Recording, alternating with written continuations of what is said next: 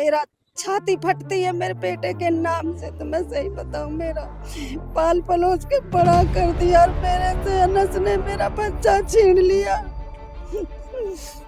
क्या बताऊं भाई, मेरा दिल बहुत रोता है। सारे 12 महीना हो गए मेरे को, मेरा फिर बेटा बेटा नहीं दिखता मेरे आंखों के सामने से। मुर्दाबाद, मुर्दाबाद, मुर्दाबाद, मुर्दाबाद।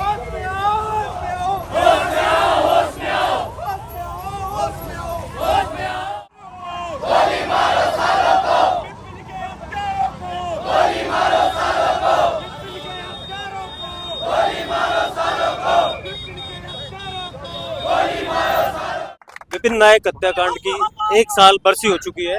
आप ये वही जगह है तिलक हॉस्पिटल चौराहा जहाँ पे आपने उसके लिए न्याय की मांग की थी। ये हजारों की संख्या में जो भीड़ है इसने मांग की थी। साल भर बाद भी परिवार को थोड़ी बहुत आर्थिक सहायता मिली है, क्या कहेंगे? परिवार को आर्थिक सहायता ही मिल जाती तो आज हम धरने पे क्यों बैठते हैं? हम केवल इसलिए बैठे हैं जो आपने घोषणाएं की थी उन घोषणाओं को तो पूरा करो। हमने कोई अन्यथा अनावश्यक मांग नहीं रखी। जो तुम्हारी बातें हुई है वही बात हम मान रहे हैं। 15 लाख रुपए कैलाश वर्मा ने खुद ने घोषणा की तिलक हॉस्पिटल में बैठ के की। 10 लाख रुपए सरकार की तरफ से, तो सरकार के प्रतिनिधि के रूप में डिप्टी साहब है, हम उनसे बात करना चाह रहे हैं भाई हमारी घोषणाओं का हुआ क्या? क्या कारण रहे? क्या कारण रहे कि हमारी घोषणा अभी तक पूरी नहीं हुई? सरकार से हमने कोई अनावश्यक मांग तो मांगे, जो आपने बोला वही माना है। अनावश्यक परिवार को प्रेशर करने के लिए, परिवार को दुखी करने के लिए, आप परेशान करने के लिए हमें दुखी कर रहे हैं। हम भूलने वाले नहीं है। जो आपने पहले घोषणाएं कर दी हम चुपचाप सहन कर लेंगे।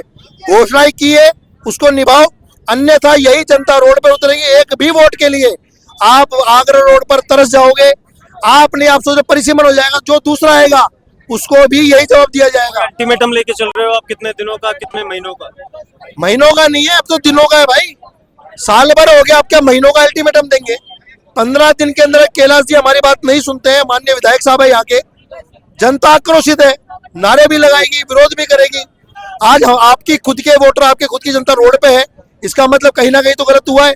हम 15 दिन के बाद कैलाश वर्मा जी के घर पे बैठेंगे और कैलाश वर्मा जी के घर पर बैठकर वही मांग जो आपने बोली है उसको पूरे पर करवाएगी।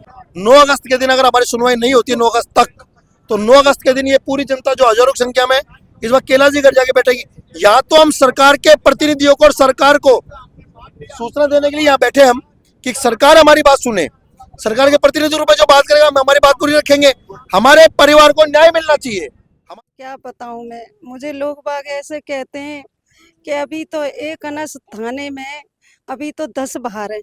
मेरे को लोग ऐसे बोलते हैं और घर पे बोल के जाते हैं अभी तो एक को मारा है, फिर दोबारा मारेंगे। रिपोर्ट दर्ज करवाई है आपने? करवा दी हमने। पुलिस लगातार आपकी सुरक्षा कर रही है? हाँ कर रही है, सुरक्षा कर रही है, यहाँ रहती है पुलिस। बात हुई है, अभी अधिकारी आए हाँ, थे, रहती है। उनसे बात हुई है? हाँ, आपकी सुरक्षा कर रही है? हाँ कर रही है, कर रही है, हमारी सुरक्षा रहती है। यहाँ भी आते हैं, पूछते भी हैं, आते हैं। 1 साल हो गई उनको रहते रहते, यहाँ करते हैं, सारा काम कर रहे हैं। जैसे मेरा बेटा मारा है ना, ऐसे अनस को फांसी होनी चाहिए भाई। मेरा ये हाथ जोड़ के आपसे निवेदन करती हूँ, उसकी फांसी होनी चाहिए। जैसे मेरा बेटा छीना है ना, ऐसे उसको भी मारना चाहिए। मैं निवेदन मांगती हूँ, हाथ जोड़ के कहती हूँ। मैं तो मैंने कैसे बेटा पाला, मेरा छाती फटती है मेरे बेटे के नाम से। तो मैं सही बताऊं, मेरा पाल पलोस के बड़ा कर दिया और मेरे से अनस ने मेरा बच्चा छीन लिया। क्या बताऊं भाई, मेरा दिल बहुत रोता है। सारे 12 महीना हो गए मेरे को, मेरा फिर बेटा बेटा नहीं दिखता मेरे आंखों के सामने से। अनस ने मेरा बेटा छुड़ा लिया मेरे सामने से। आपसे यही कहती हूँ, उनको फांसी होनी चाहिए। मैं ये निवेदन करती हूँ आपसे, मेरा उसी दिन सबर बंधेगा, इसके अनस के फांसी हो जाएगी। पूर्व 1 साल की घटना है और उससे पूर्व भी 1 साल की घटना थी जब इन लोगों ने हमारे हिंदू समाज के लोगों को मारने पीटने की योजना बनाई और मारपीट करी।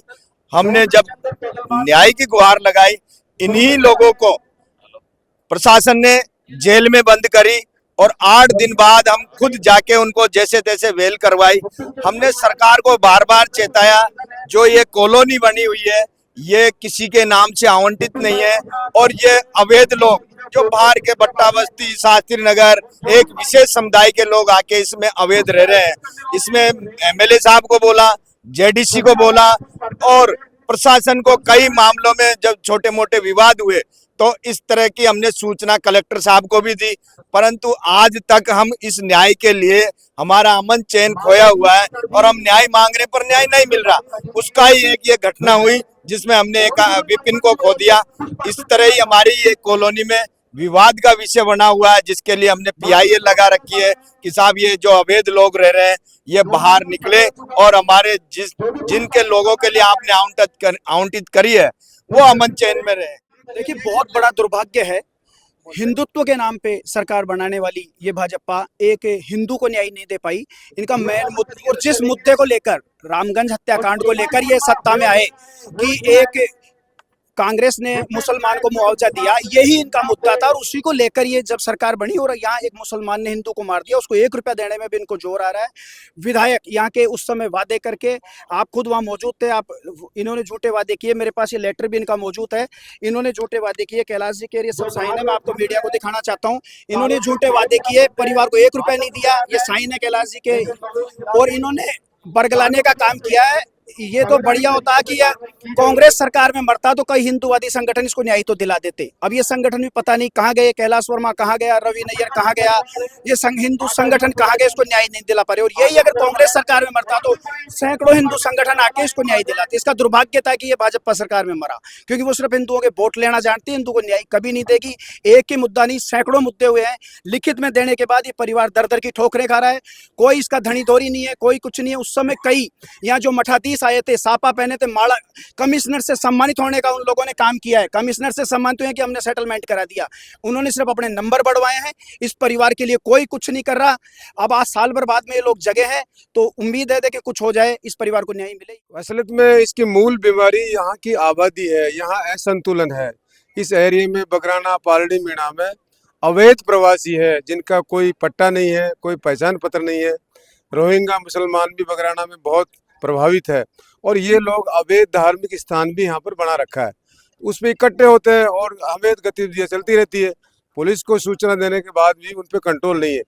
तो ये जैसे विपिन का हत्याकांड हुआ है, ऐसे और भी संभावित है, पहले भी हो चुके हैं। विपिन नायक हत्याकांड का मसला जो था, सारा इन्वेस्टिगेशन के बाद 8 आदमी पहले अरेस्ट हो चुके थे, उसके बाद उनकी चार्जशीट पेश हो गई थी। फिर 163 में हमारा प्रकरण पेंडिंग था, उसमें बाकी जो बचे आदमी थे 4 आदमी और पेश करके कंप्लीट चार्जशीट कोर्ट में पेश हो चुकी है। टोटल 12 आदमी अरेस्ट हैं, सारे भी जेसी में हैं। और परिवार को जो आर्थिक सहायता की जो बात है, उसके लिए कुछ डॉक्यूमेंटेशन की कमी थी, तो वो भी सारा परिवार के साथ मिलकर पूरा करवा दिया गया है। आज उन्होंने श्रद्धांजलि के बाद विरोध प्रदर्शन किया है, एक ज्ञापन भी हमें दिया है, वो हम सक्षम स्तर पर हमारे माध्यम से भिजवा देंगे।